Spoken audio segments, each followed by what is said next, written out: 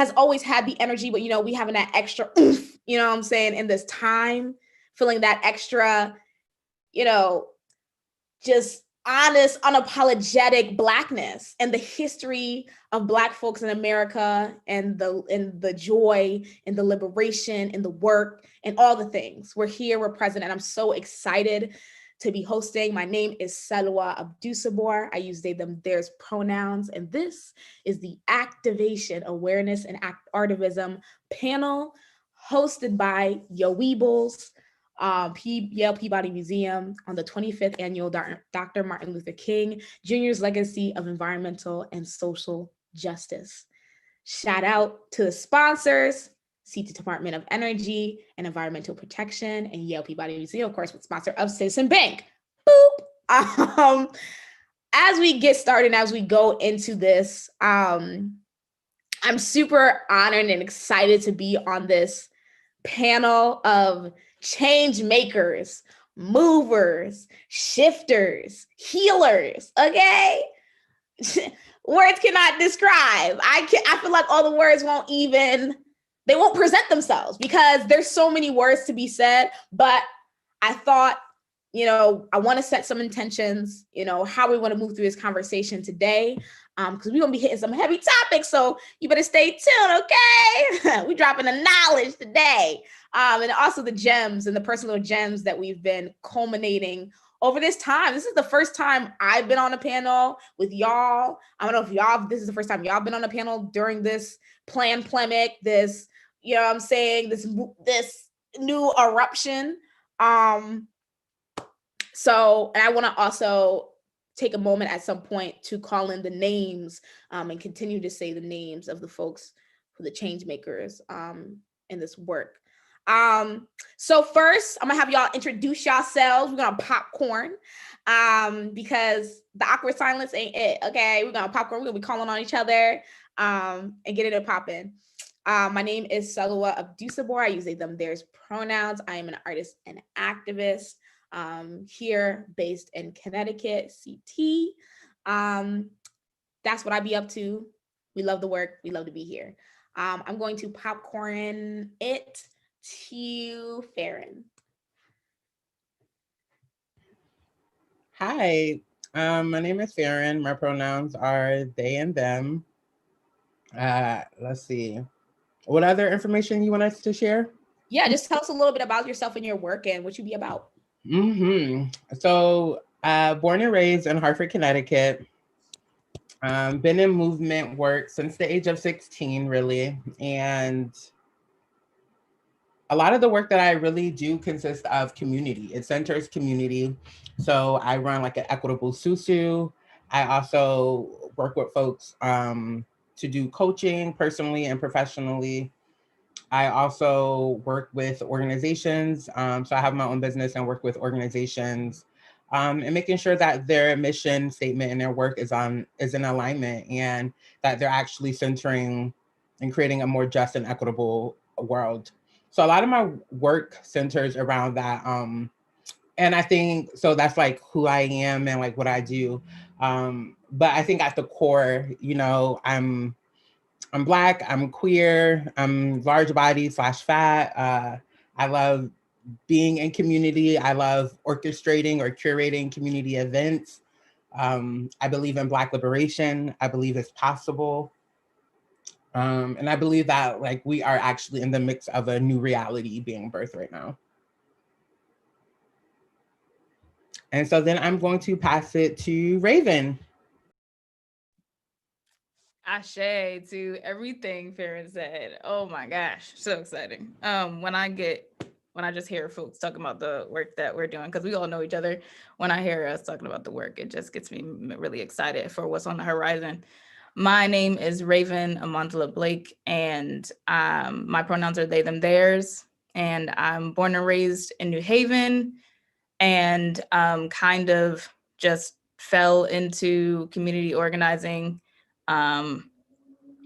through my experience working in kind of just like the food and beverage and hospitality industry, and just wanting to see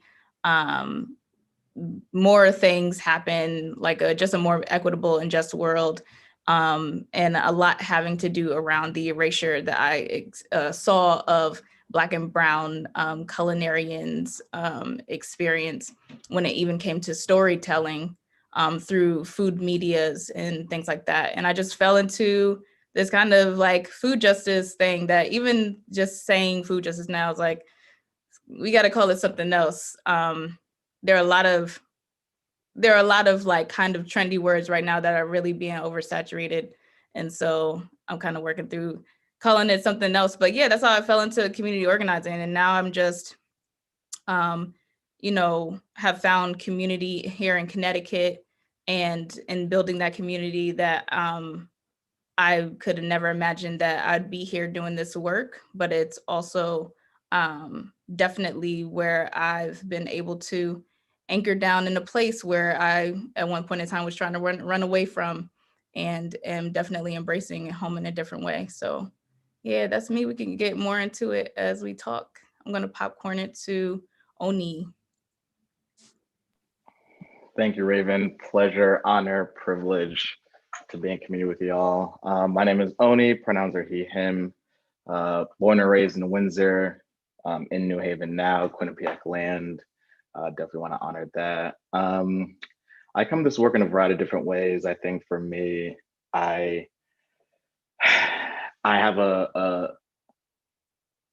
it's a beyond a belief, but a true knowing that Black liberation is possible.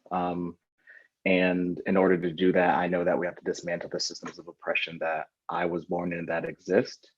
In myself, on the individual level, on the organization level, and on the systems level. So a lot of what I do, it's a lot of work. And I'm very gracious that there are folks like this on the call who are doing this work alongside and honestly in a lot of ways above me.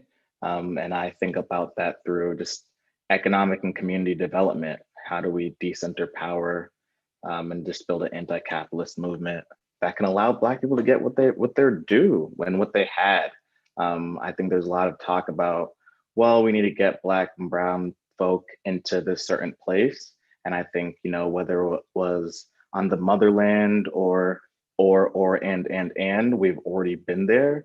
And I think the systems of oppression have just ripped that away from us again and again and again. So for me, just getting back to where we were and we always have been, and really excited to build with these folks, a lot of others to get there. So with that said, I would love to popcorn it to Kwadwo. Thank you, Oni, and good evening, everyone. Happy MLK Day. I am Kwadwo Adae. My pronouns are he, him, his. I am a visual artist, and I'm a muralist, and I am a meditation guide. I'm a meditation guide for One Village Healing, which is a person of color centered healing space so that people in the community can have access to that.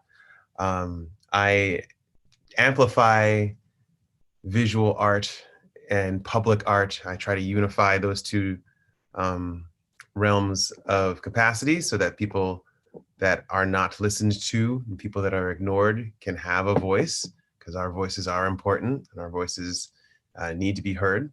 And I do my best to create public art in spaces in and around New Haven, greater New Haven area.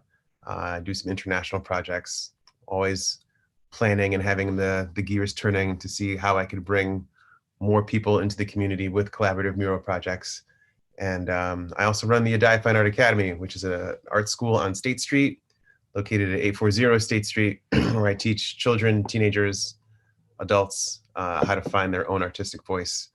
And yeah, I'm really, really happy to be here. Really happy to see everyone in the community here. And I'm grateful to be continuing the fight for Black and Brown bodies, Black and Brown lives, and harmony and space. So thank you. I'm gonna kick it back to Salwa. Hey, and it's back to me. Everything y'all was saying, you activated. I'm activated. It makes me even more excited to be on a panel with y'all. First and foremost, I want to recognize that what's happening right now isn't normal. Like where we're at right now It's not normal. The stress is real. You know what I'm saying? The ugly is coming out of the woodworks, you know what I'm saying? And the work that a lot of us have been doing for very, very long time, been denied funding for anyways. And so much more is now coming to light. So with that being said, and saying like, we recognize like, it's okay. We see you. For the folks in the audience, for the folks that's on this panel, like we see you, I see you. And I feel like that's an important precedent to set, because we should never be complacent in oppression. Like we should never be complacent in the ways in which we are, the ways in which things are right now. And if so, we got to do a lot of heart work. So on the tip of heart work, how are you tending to yourself and your heart during this time, or just in the duration of this lifetime? Because this stress, this anxiety, you know, the things in which that have been kind of coming up for us is not new to the current time that we're in terms of being Black, period. So I want to know, just like the set, to open it up for folks to talk about how they've been treating themselves during this time and just tending to their heart. And feel free to like chop, you know, folks can ping it off of each other and all these other things. But I can throw it to whoever feels like open to step for it. I'll get it. Lately I've been really finding joy in cooking fantastic meals for myself. I had vegan chicken and waffles for breakfast this morning, and I thoroughly enjoyed that. I've been making sure that I've been just nourishing myself in all aspects that I'm able to. So I maintain a meditation practice always, and making sure that I'm well fed, making sure that I'm well rested.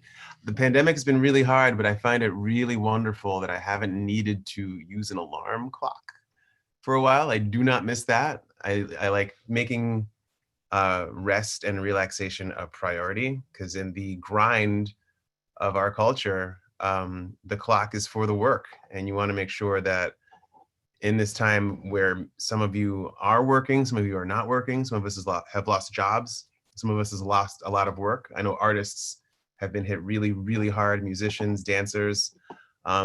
Instead of lamenting the loss of it, I'm trying to make sure that I am relishing this extra time that I have to really just focus and take care of myself, staying isolated, so that I can make sure that at the other side of this, I will be around and strong enough and willing enough and eager enough to give myself to the community that I'm a part of. So that's what I'm doing. But I am curious of what Farron is doing.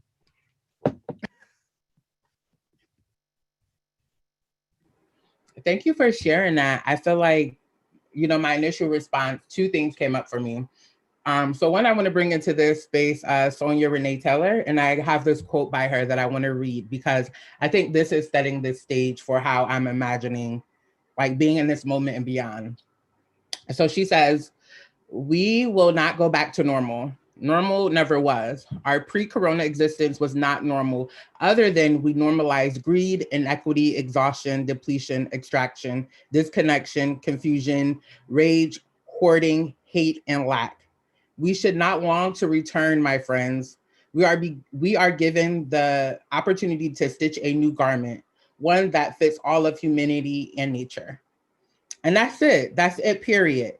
And so for me, like when I first read this and I listened to what she was talking about on one of her stories, or one of her "What's Up, Y'all," it was really clear to me that the way that we have normalized capitalism, and you know, I've been very clear that I'm like anti-capitalism for a while, but even the ways and still, right, like I still had capitalism operating all up in me. And so I feel like, you know, to answer your question, Salwa, for me, and it also, you know, relates to what Kwadwo was saying, is that I'm taking care of myself. Right. And I'm also bringing in Audre Lorde in that, right. She has this quote around like, right, self-care is not, it's a political act. It's self-preservation. And I think to be Black in this country and to take care of ourselves, to make sure we're staying hydrated. I feel like Black folks, we don't crack, we don't age, our melanin is always popping. But imagine like how much more expansive that could be, right? If we actually took care of ourselves. And so for me, that means like leaning into actually going to bed at a good time.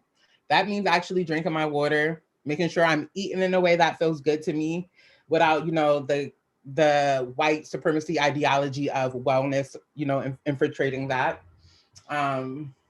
It means really like sitting in the fact that like I'm a community person. And so me being in relation to community is important. And so for me, I would say like all of those things has been coming up for me. Like, how am I really cultivating this new world that I want to help stitch and like grow? And so I say that to say I've been just trying to take care of myself by actually taking care of myself and really getting clear that this system does not care about like folks, period, but specifically Black folks. And so how am I living in a way that is not centering capitalism and trying to prove my worthiness to capitalism, to folks who are invested in like we call it white supremacy, but it's really white inferiority and white like ideology that we're less than, right? Like, I think for me, it's been getting clear around reclaiming my time. How am I living in a way that is centering me and not proving to white folks that I deserve to live? And so I think that's what's coming up for me, like just being in community, family, friends, investing in platonic relationships, eating really good meals. But I'm also like, I'm really tired of cooking for myself. So anybody want to step in and do that? Because I'm tired of it, period. If I taste my food one more time, it's also how I feel. I'm gonna hold that. But like, yeah, I think those are the things that I want to offer in this moment. And so I want to offer it up to anyone who wants to respond or be in conversation to that. So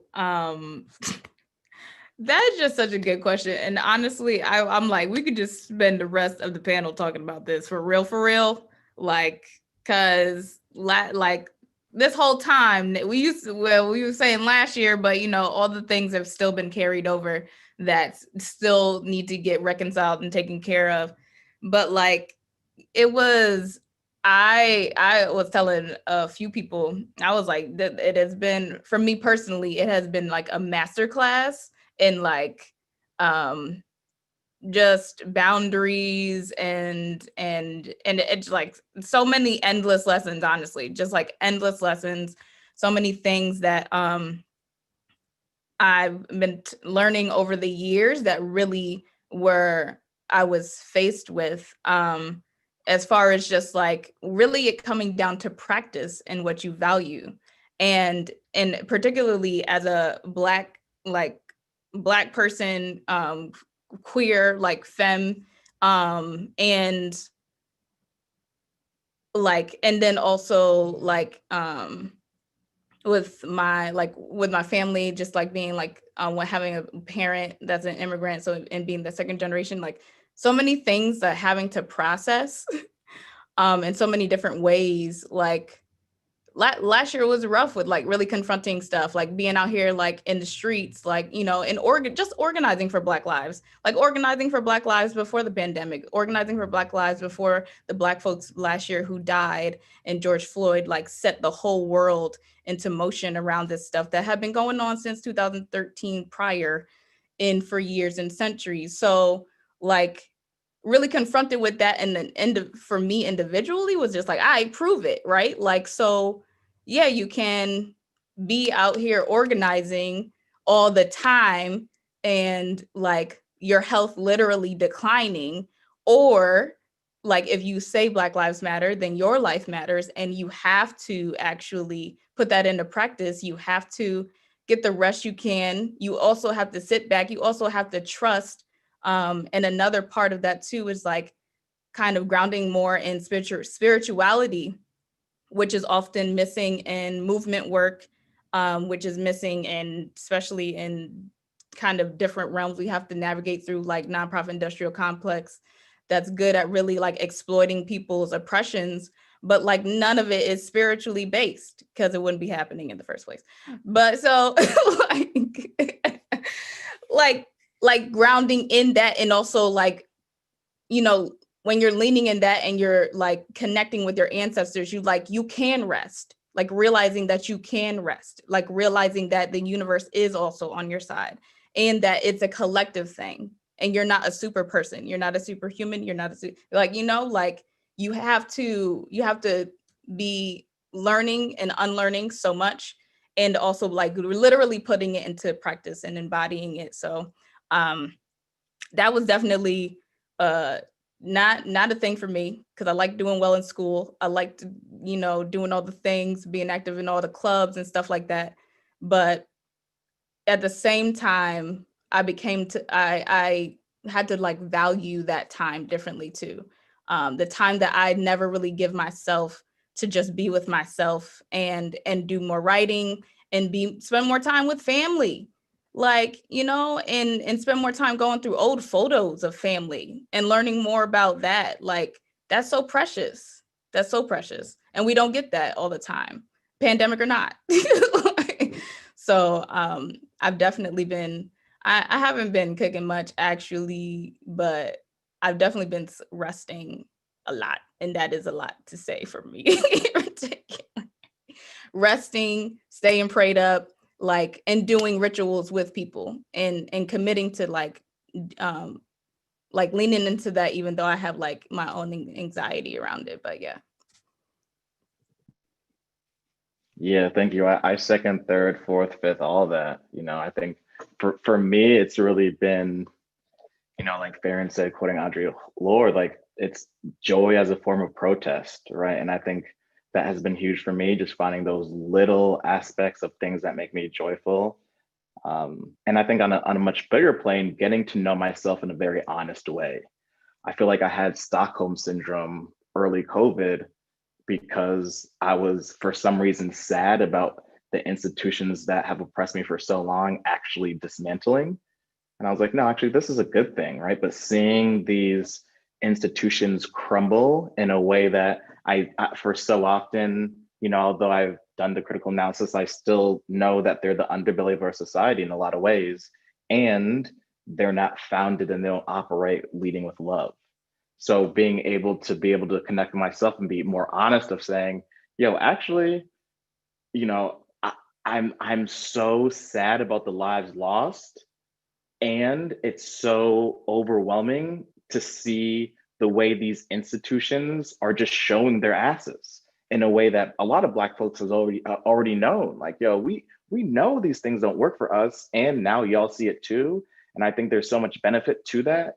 And having that conversation myself, like, okay, well, what do I look like if I'm not trying to appease white people? Like, who is Oni against the backdrop of Oni rather than against the backdrop of whiteness? And that's been very beautiful to like get to know myself in that way, like, and live in all the five senses in that liberated state. And then just think about more of like, okay, I'm there. How do I reverse engineer that so my communities can get there with me? And that's been just such a joy. And it's been a joy as a form of protest. He definitely make you move different. Move different. Oh, Baby, it hit different. It hit different. Completely, period. When you are no longer living to prove your worthiness or be in service of others or try to play out a weird thing, whether for me, I also, right, like occupy all of these other identities. So, right, like when I'm no longer invested in white folks, when I'm no longer invested in, straight size folks, which is like in the fat world or in like fat body movement, that's people who are not fat, right? When I'm no longer trying to appease people or prove people wrong because of whatever identities I have, I really have to grapple with who actually am I? Because for so long, I've been living to prove something to someone else. Yep. So it hits different. It hits different because then you're like, wait, that was my whole life. Now I have to undo that and organize myself to really be with myself. I heard this quote the other day, like maybe a few weeks ago, and it's kind of been my quote of the year, which is like, I need space to access myself. And that's been it. I need space to access myself. Wow. Wow. It's the everything for me. So I feel like, wildly enough, this is starting to go into some of the conversation that I wanted to get into today and spend a little time on, as we talk about who am I, uninstitutionalized, who am I, throwing away the ways that I've been suppressing myself, my identity, my loudness, because I'd be lit. Whatever the thing is, like the fun parts of yourself, the weird parts of yourself, the different, it's just all of that. And so I thank y'all first and foremost for giving us the tea, the gems on self-care and how you've been moving. But I also want to talk about the elephant in the room. We talk about, activation and awareness. When I think about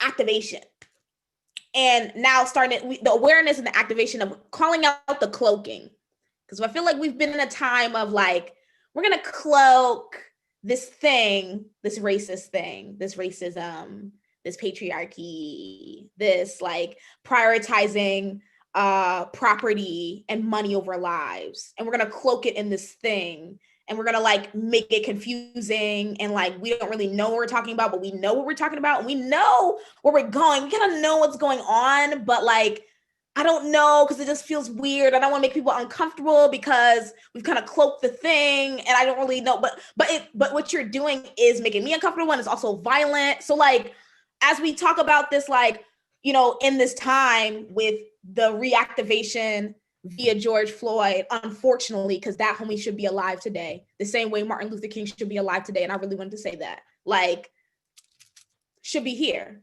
So I wanted to offer to y'all a moment to like uncloak and be like, yeah, we're calling the things out, and like calling the things out, because I'm just so hype about it. I'm just like, calling things out, not like dancing around the thing, but like, why have we come into this time of like cloaking, and like, who does that serve, and like, what is that? You know what I'm saying?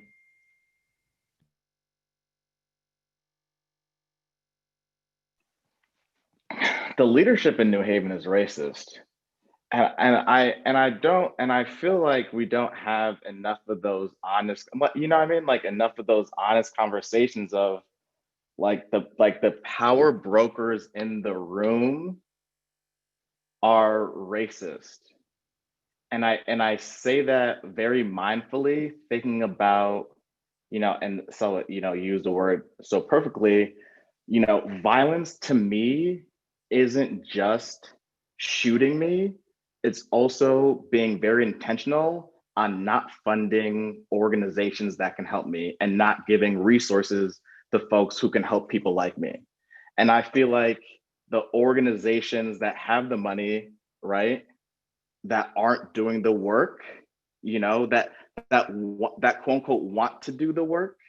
And I think that's tough because right now there is a time for people to organizations specifically, and when I say organizations, I mean the leadership within these organizations, to step into their power, but instead they use this idea of liberation, equity, and those things to be able to then get more power on the backs of Black and Brown Indigenous people, and then wedge themselves so they can separate the power and the funding further away from Black folks. And this is happening at like the city level, on the city of New Haven level, you know what I mean? Where it's like, we really have to think about what that means for the city of New Haven under the leadership of Elliker to really step in and say, I support Black people and have policies that show that. And I don't think it's there right now. And I feel like we're not having enough of those honest conversations of what it means to hold these type of people accountable in these spaces. And I think it's frustrating me because I see folks like y'all, and I see so many people doing the work and continuously hitting roadblocks. And then you have also organizations that aren't supporting other organizations to be in community to say like, yo, how can we get together and form power to dismantle things? Because they need to access that power too, right? So what does it mean to be able to decenter yourself from the opportunity to be close to power because you know you're actually not helping folks who are on the ground doing the work?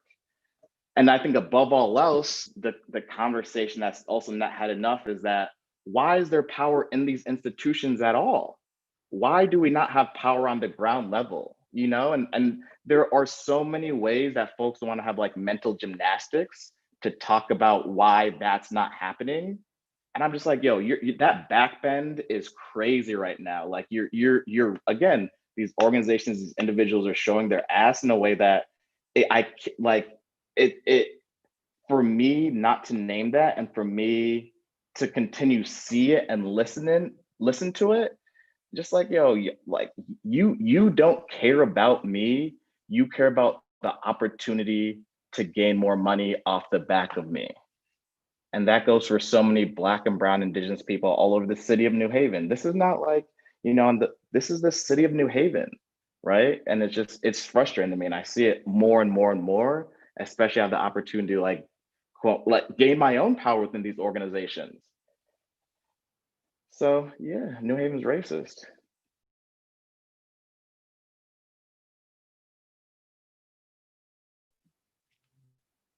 Eh. I was like giving y'all a moment if y'all wanted to hop in, but Can I just hop in? I just want to like, yes,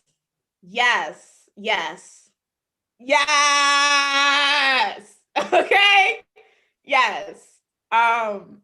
I have a response too. I definitely want to respond to that. Did you want to respond to that, Salwa? Did you want to go? No, I just wanted to say yes, and then also like, fund us. Stop playing, okay? All right. I would definitely also go further to say beyond anti-racism, which I feel like is also one of those terms that's getting like watered down, is that New Haven and also Connecticut for that matter. I literally just said this the other day to a good friend, but I was just like, you could tell how anti-Black a place is by how anti-Black the Black people are.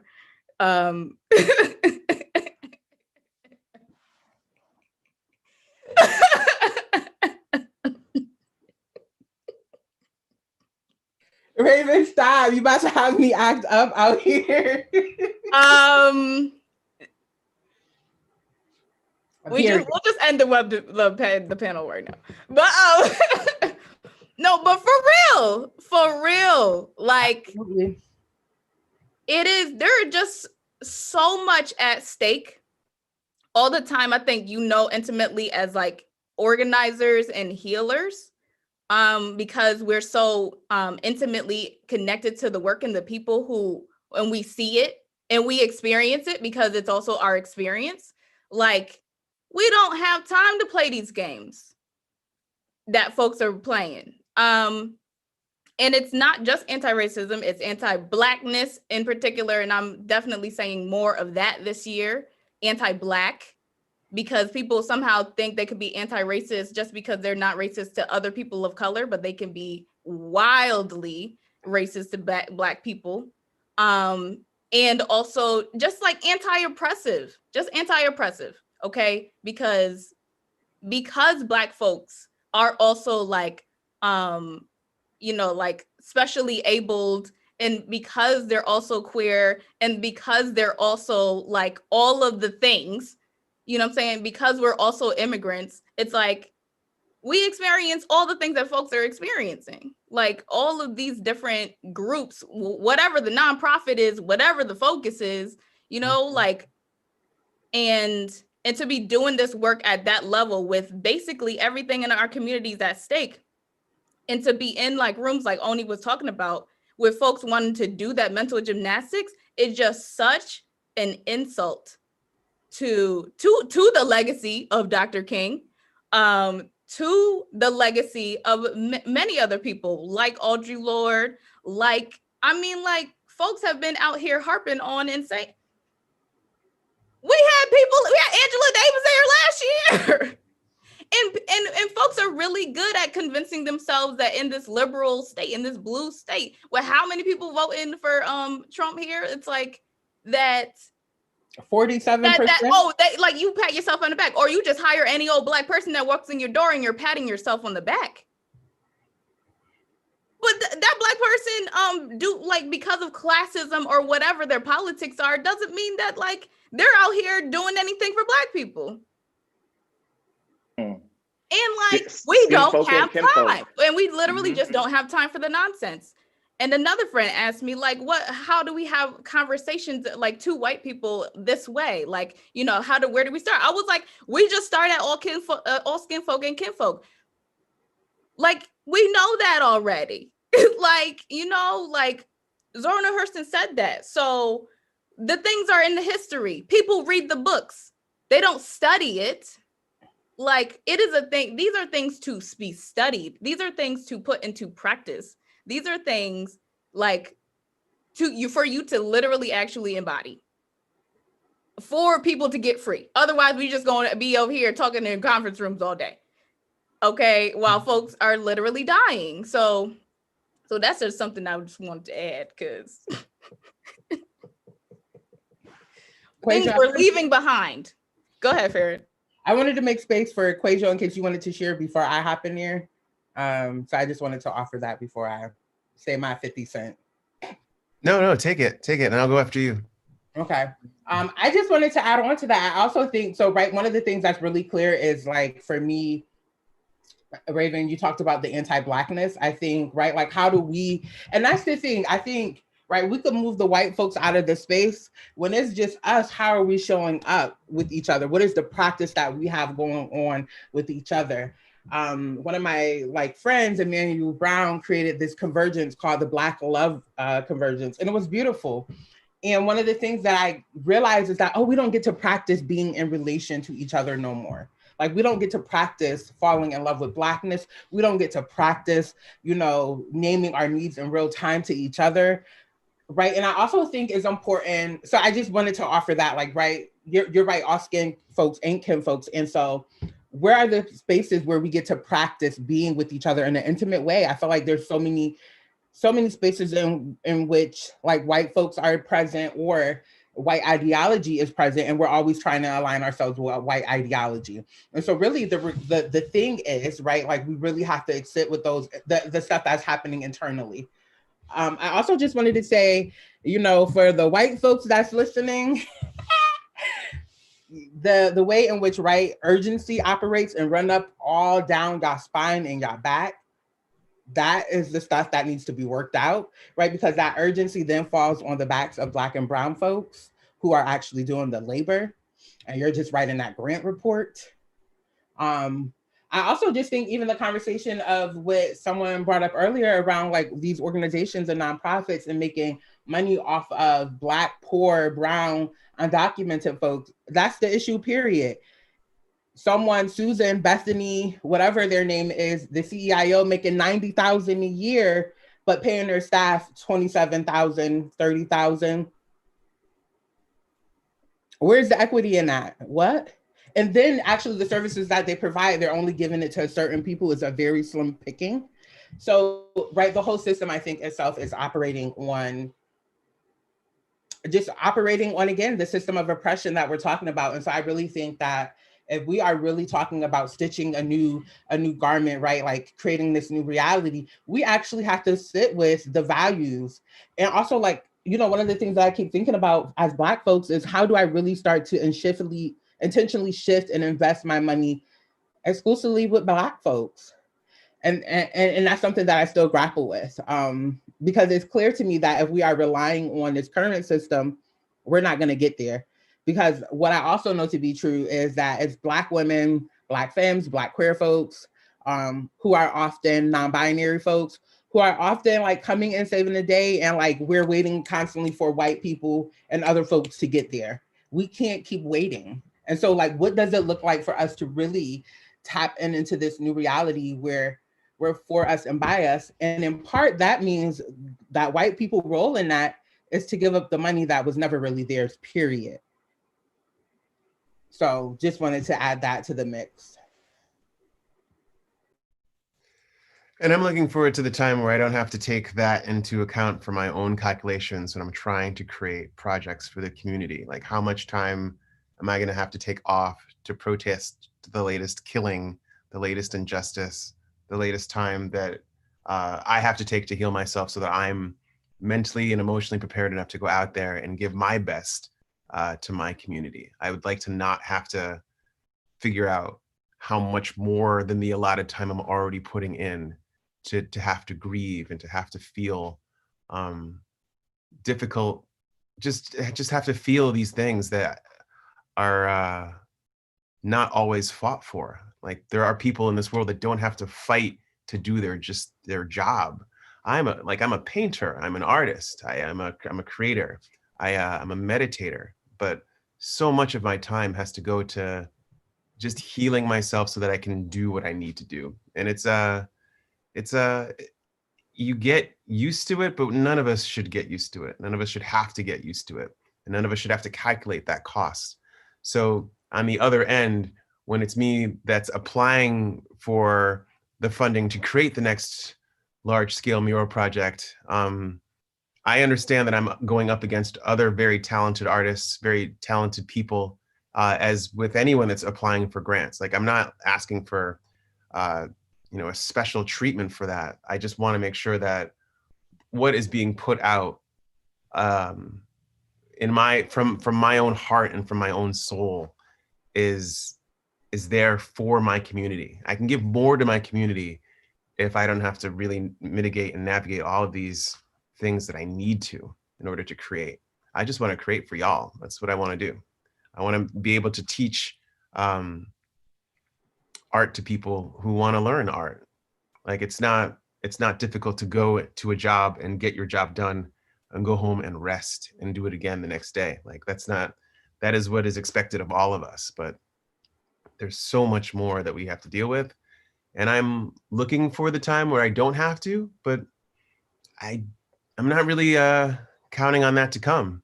So I have made sure that I'm able to do the extra just to survive, just to make sure that the voices are heard. And hopefully those voices will get loud enough so that we don't have to do any of this anymore. Listen, whew. I hope, folks, you know how like when usually there's a lot of, oh, somebody asked a question, cool, we're gonna pull it up. You know how when you get invited and you just so happen to like find out that Solange or Angela Davis is at Yale, and then you're like, okay, cool, from like another Black friend who just kind of like gives you like a low-key tip that like, oh yeah, this thing is happening, and then you're like, oh, there's so much knowledgeable stuff. I got my notes out, okay? Notes out, because y'all been dropping knowledge bars, okay? So I wanted to uplift some of the stuff that y'all have been saying. I really want to encourage folks that this space, these folks on this panel, they know what they're talking about, okay? All right, and they're right in your community, dropping the knowledge, living through, okay? They do this work for real, for real. So I got my notes out because the mental gymnastics for me, okay? It's when Farron was talking about how there was this company where, you know, the person was making all this money and then folks was making like dirt crumbs. And I thought about, wow, we really have normalized, like, in order for folks to thrive or in order for folks to get ahead, we have to disenfranchise folks in the process. Like, who said that we had to do that? And I'm looking forward to a reality where that is not normalized anymore. Where when we have that, I'm just like, okay, so then what would it look like if folks evenly spread out had that? I don't know if it was a nonprofit or it was a company, but if it was nonprofit, we should be working to, you know, not be a nonprofit anymore because that problem is solved. So anyways, I'm gonna stop it there. It's the grieving for me, what Kwadwo was bringing up about grieving and how that's been relevant for me in the sense that like, I'm realizing that I'm constantly grieving. I'm still grieving. I'm still grieving Martin Luther King. I'm still grieving Malcolm X. I'm still grieving Toyin. I'm still grieving Elijah. Come on, son. Like, these things still weigh heavy and I still cry in my, like, these are real things. Like, and then just not normalizing. Somebody said something about not normalizing. So I just wanted to uplift that and also let people know you better get them notes out because we're gonna keep getting deep into it.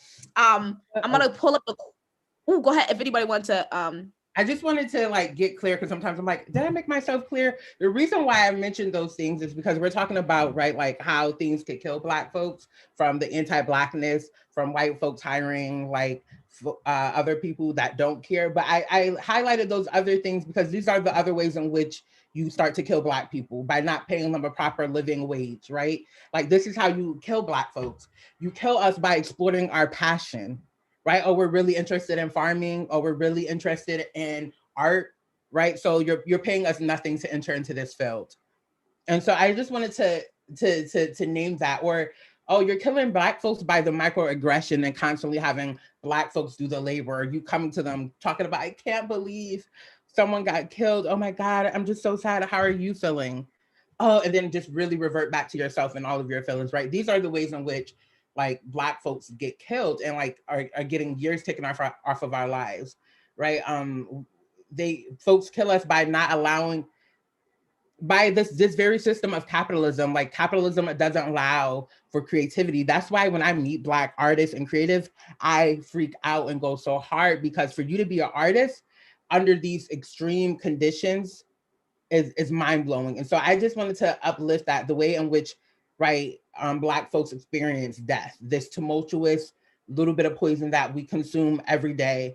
And so that just felt, I just wanted to elaborate and clarify that. Can I happen to say one thing too? I just wanted to quickly say, I think I agree with everything. I think for me, what's really frustrating is that I firmly believe we have all the tools and the resources we need to thrive. When I say we, I mean we as a community, right? But one, they're not distributed equally. And two, we're not building institutions and process to allow folks who need it to get it, right? And I think that's because the money's there. And I think that's it. No, the money's there, but individuals are making conscious decisions to not have that money go to Black and brown people. And I think it's that part where we talk about, institutions try to portray the scarcity mindset, but it's not, or actually scarcity of resources. And it's actually not true. So many people has made so much money during this pandemic, all the endowments are up. So you're gonna tell me you can't cut more checks? Huh, okay, all right, right? And then when you start to name those contradictions, that's when people start to get offended. That's when people start to fold into themselves. But just stand in your power, be honest. If that's how you wanna move, just say that's how you wanna move, right? And if that's not how you wanna move, then don't say that's how you wanna move. If that's not how you wanna move, then do something differently, and email everyone on this panel and email the folks who are actually doing the work, because happily we'll tell you who's doing what and how they should be the ones centering the power. Now they should be the ones making those decisions. Hit us up for paying us to tell you what to do. Also, just clarifying that, right? Don't tap in for the free labor, because I love to I just want to pick your brain or run something by you. Or get a pick coffee. It with my rate, sis. Pick it with my rate. Oh, you want to sit over a cup of coffee or you want to walk? No, I want you to pay me. Pay me what you owe me. That's that. On period. Hit that Zelle account. I got Zelle, PayPal, Cash App. I also take cash. I didn't take check. I give you my. I got some Bitcoin. I also take property. Period. I take a 3-family multi-unit house with the acre in the background. Come on, we calling it in. Right, not settling for anything less. A whole office space. I take office spaces. You know what I'm saying? I take warehouses. Okay. I take the armory. Okay. Can we talk about it? Can we just?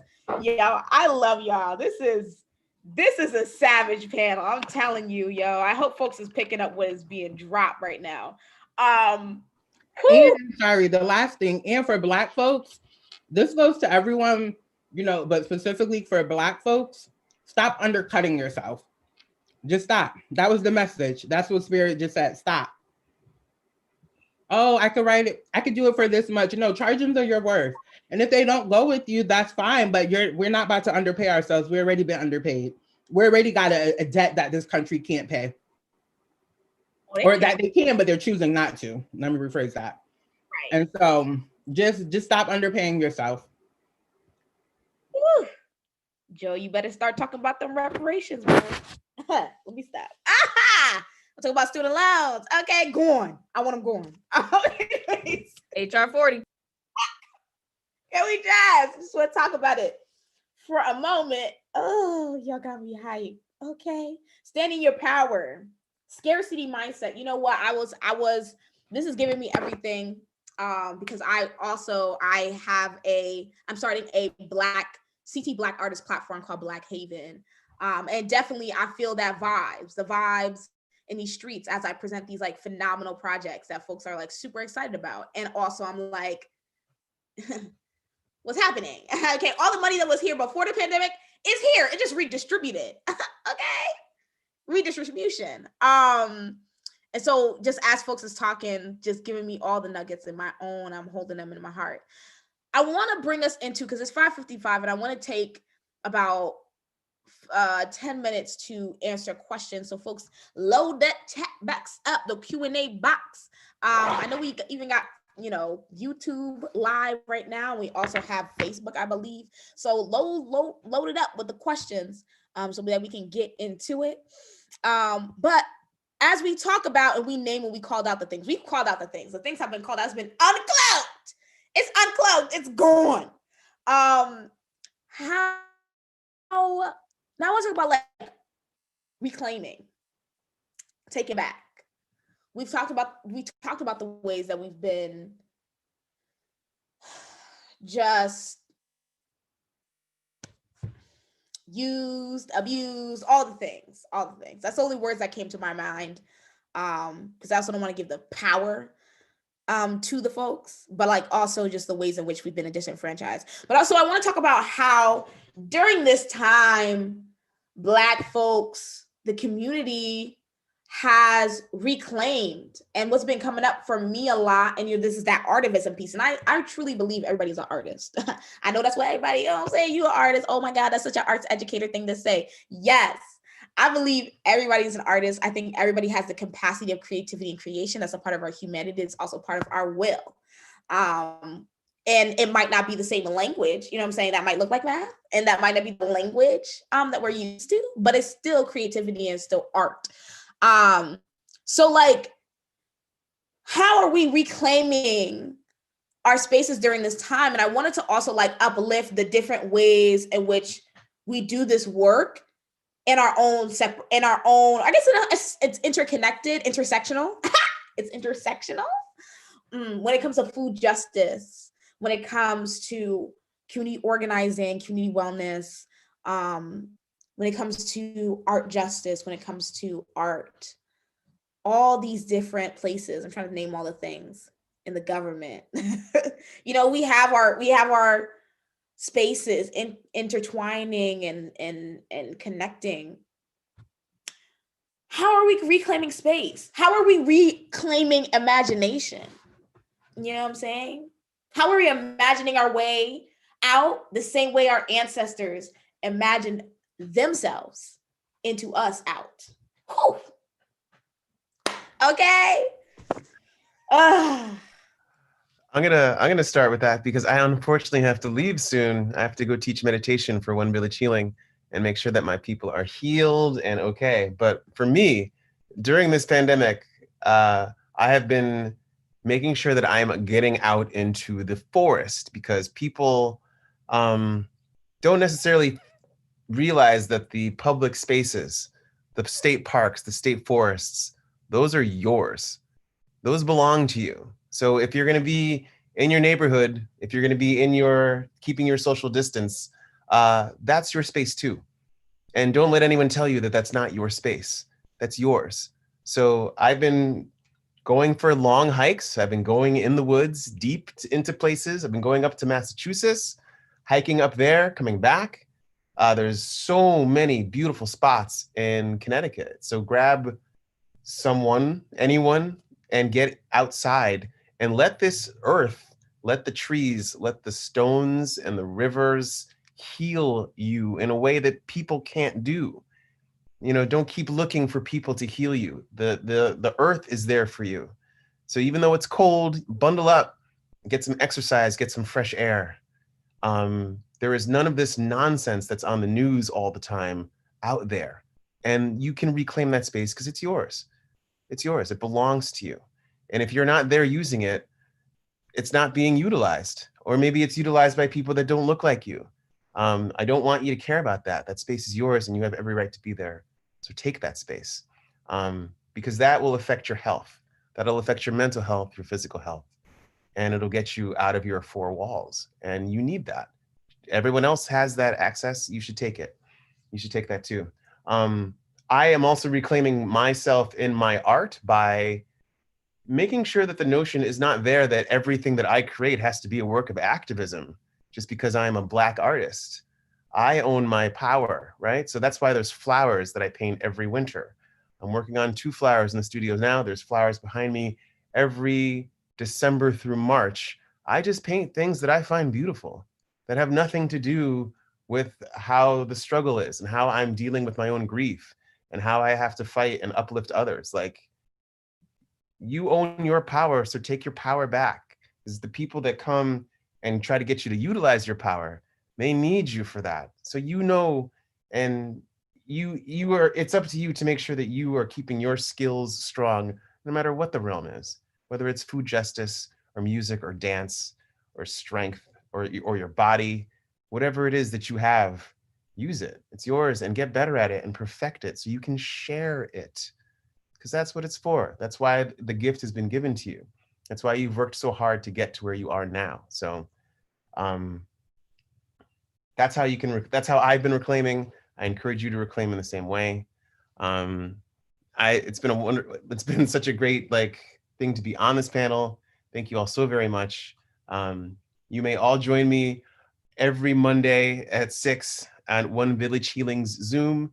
One Village Healing is run by Hanifa and Tama, person of color centered space for wellness and meditation, because that is also your right to be happy and to be calm and to have your heart listened to by yourself with your own breath. So if you need any of us, you know how to find us. And I thank you for this. Thank you to the Peabody. Thanks to Salwa.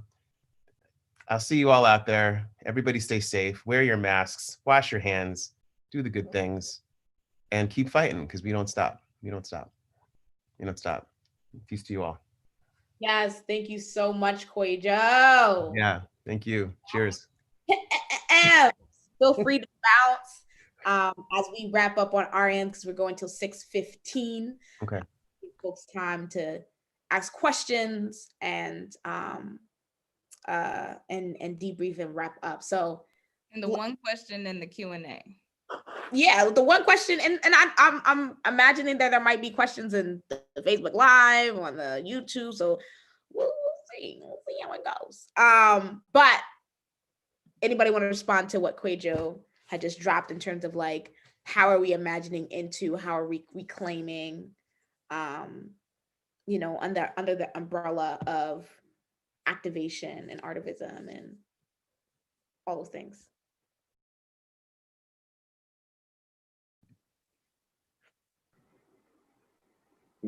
Go ahead, Raven. Yeah, I think we all unmuted at the same time. I was like, no, I was just gonna say, being with ourselves more, being with literally alone, as much as we need to work through a lot of this, just getting through the work that we need to, because the load is a lot, but also being in community with each other and doing more practices. And I want to shout out Jasmine Honigan for her project of Ring Shout, that is practicing different rituals with Black people, and just practicing rituals for our spirituality, and to basically shift the energy of this time and where we're at in this moment, in order for us to actually get into alignment and to prepare for the change that is bound to happen. So folks need to get ready.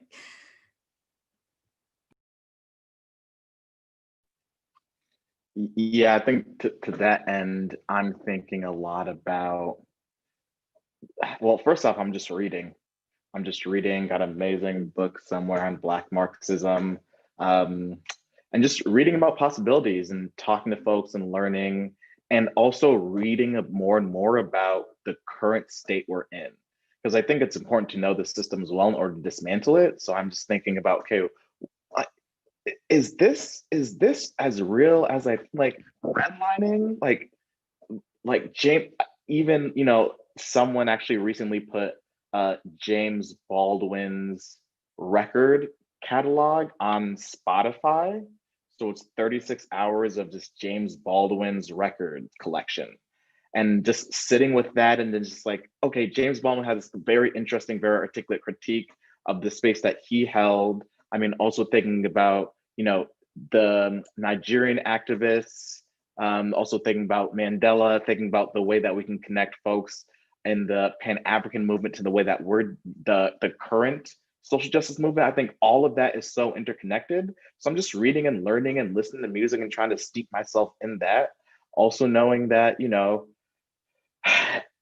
there is a future, right, where that liberation is possible.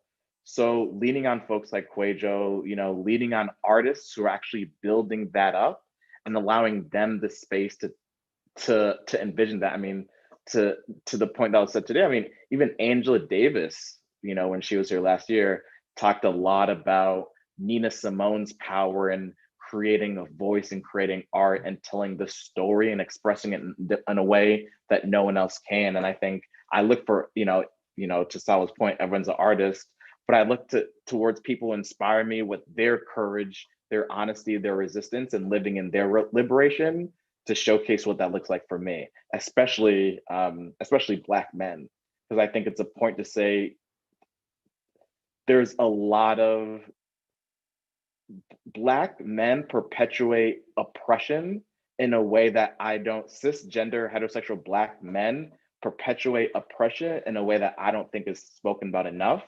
And me doing my own internal work so I can show up in a place where if we're all liberated, I'm contributing to the power of that and not taking away from that. So also thinking about what I have to unlearn, what I have to do to sit with myself and understand how to hold space with folks has been just an ongoing process and something that I'm very grateful to do. And I'm very grateful to have the privilege and opportunity to do that. And it is work, all of which is, exciting and scary and very vulnerable. But that's kind of like how I'm building that resilience and how I'm showing up in that way. Just to sharing that, I feel like both of y'all, which I shared, really like just hit. I think for me, I think reclaiming is just that, like, right? We know Auntie Maxine, right? Reclaiming my time. But really, I think it is a way to really sit with yourself, to see what you're really passionate about. Again, when we really remove these things around everything that people have told us we should be, what we should want, what we should desire, when we really truly make space for ourselves and to listen, I think that's reclaiming. I think it's reclaiming when we are taking walks in our neighborhoods or when we're going to other places. I just feel like we just give, and I actually really struggle with the idea of reclaiming, like, yes, but I also think we just give white people too much credit. I just feel like we give white people too much credit, like dubbing things as white people stuff. For me, is just, we just give them too much credit. An example of that, a small funny example of that is I made butternut soup this Thanksgiving. And my Thanksgiving was really small. It was like literally just my bubble and my cousin who just had her baby. And so my cousin who just had her baby was like, that's white people stuff. You've been around white people too long, butternut squash soup. And I was just like, wow, y'all really giving white people credit, because even if they could make this, they could never season with the flavors, with the layers, the pairing. They could never, right? And so I just think about, how does that show up in all of these other ways when we just dub something as like white, or not things that we do as Black folks? We just are giving too much credit to white folks and their creativity. And so for me, like, that's, I'm like, yes, we reclaim, and also let's just stop giving credit because it was never theirs. Mm-mm. And so for me, part of that, like, how am I holding myself? How am I reclaiming my time? Is just not giving people who don't deserve the credit. Yo, that reminds me of this like pumpkin soup that my father would make me. That's like very like Jamaican dish. It's like so delicious. And the layers, like you could Period. You could never. you could never. But like I think it's just being us, honestly. Mm-hmm. I think it is that simple. And I think because of the world that we live in, and particularly where we live in geographically with New England and all of its own histories and the land that we're on in Quinnipiac, it's like we can be in our heads about a lot of stuff, and also what we just really have to confront every day. But I like really just leaning into the beauty of our existence, like that is so powerful. Mm-hmm. That what just comes from that alone, and that kind of like sacredness and reverence and honoring ourselves to that level, like things will come to, like the things that we are able with our brilliance to like literally just create from that is all we literally need. We just need like the resources and the reparations and stuff like that. But also like what we have, like we're the ones that we've been waiting for. Like there's a whole song. Mm-hmm. And that's another thing that like, you know, kind of thinking about like, oh yeah, Black Lives Matter. I'm out here doing all this though, like, and my back's aching and all this other stuff. It's like, but then listening to that song, that mantra that's over and over again, we are the ones we've been waiting for. We are the ones that we've been waiting for. Have any consciousness of what your ancestors got through, having any consciousness of how many ancestors like actually you have that like led to you and your life force coming into this world, like, and just being grounded in that, like, we got a lot. Like we know a lot. And it's also remembering. It's also that practice of remembering that Alexis Pauline Gumbs talks about all the time. Also, y'all need to get that book Undrowned, because I cried reading like the first page, but it's Black feminist lessons from marine mammals. Like it's just that practice of remembering. Yes. What people knew already, what we know, we like people knew, you know what I'm saying? Folks that came before us, and just being us, like simply. Mm-hmm. Period. Okay. Period. Mad against it. It's 6:12. And I wanted to get to our questions. So thank you, Raven, Farron. Oni, for dropping the bars. The question is, if we can answer briefly so that we can close in a timely fashion. I love the phrase Farron used, we have the opportunity to stitch a new garment. What does the new garment look like? How do you visualize and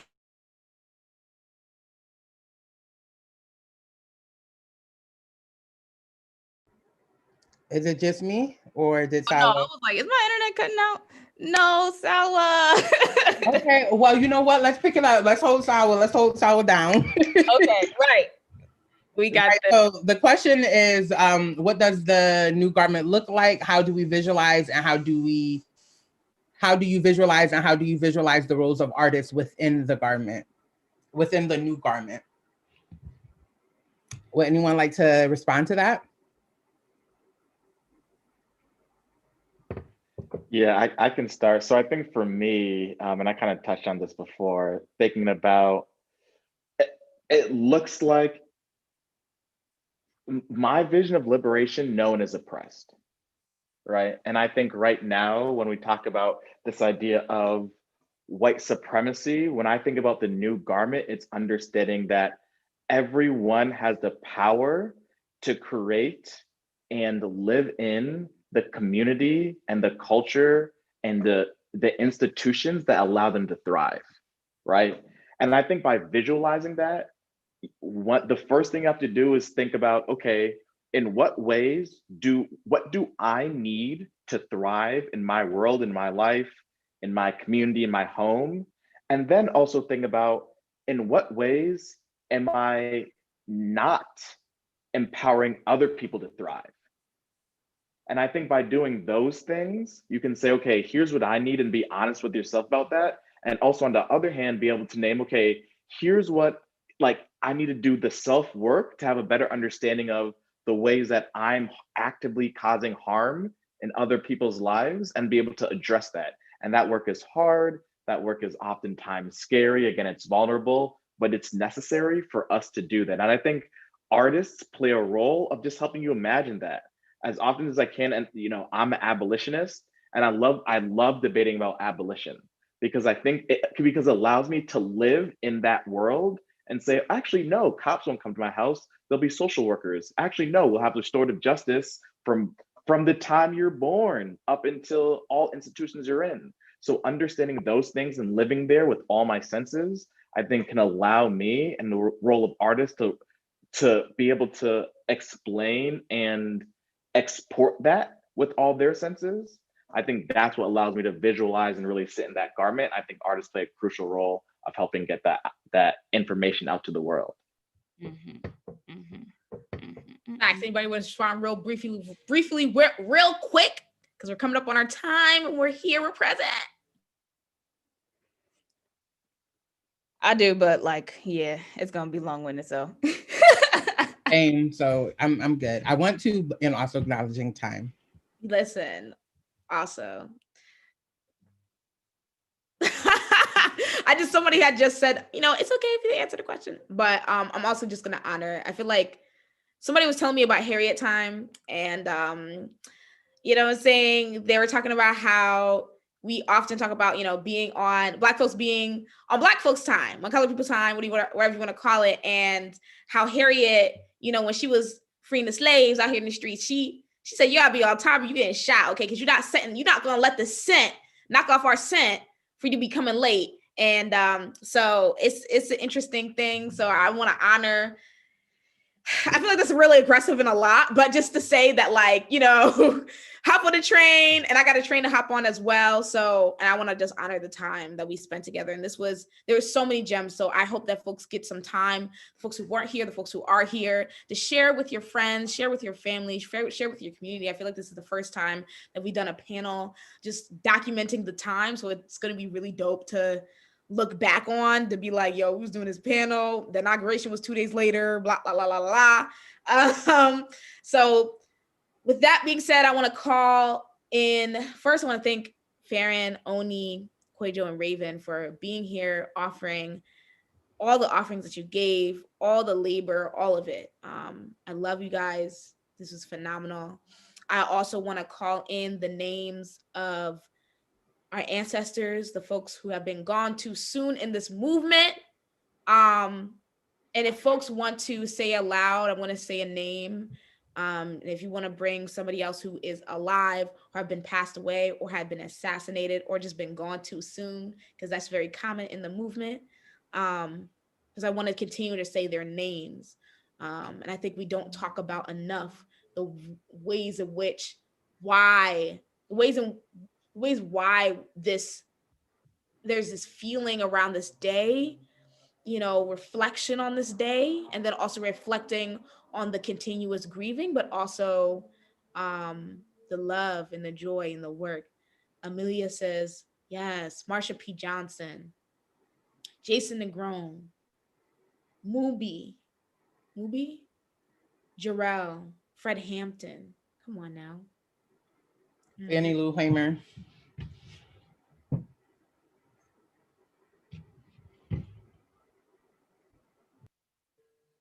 Yes. So many people. Shamar Ogman, that was shot in Hartford last month.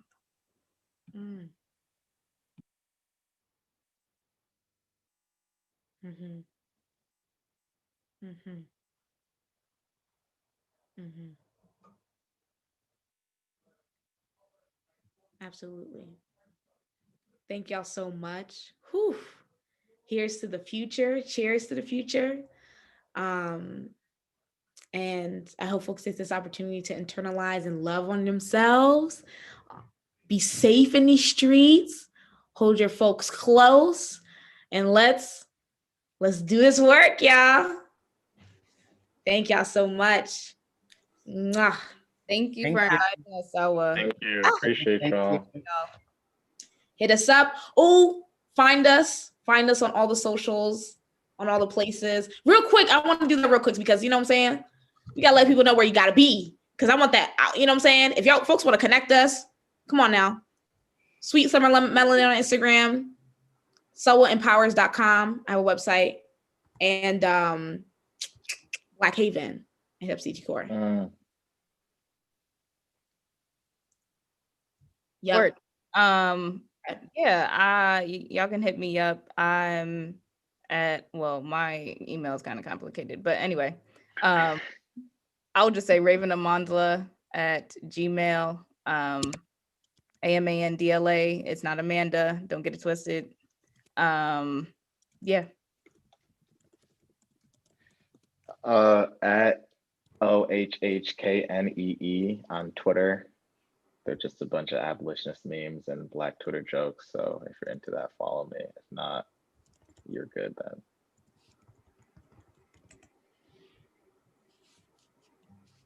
Yes, just want to out loud say my website is farronsview.com. So you can hit me up there. And also you can follow me on Instagram at the book of _Farron. Again, pay Black folks. So hit me up if you're interested in paying me. Absolutely. Thank y'all so much, yo. I'll hit y'all up and Thank you. peace out. Bye, y'all.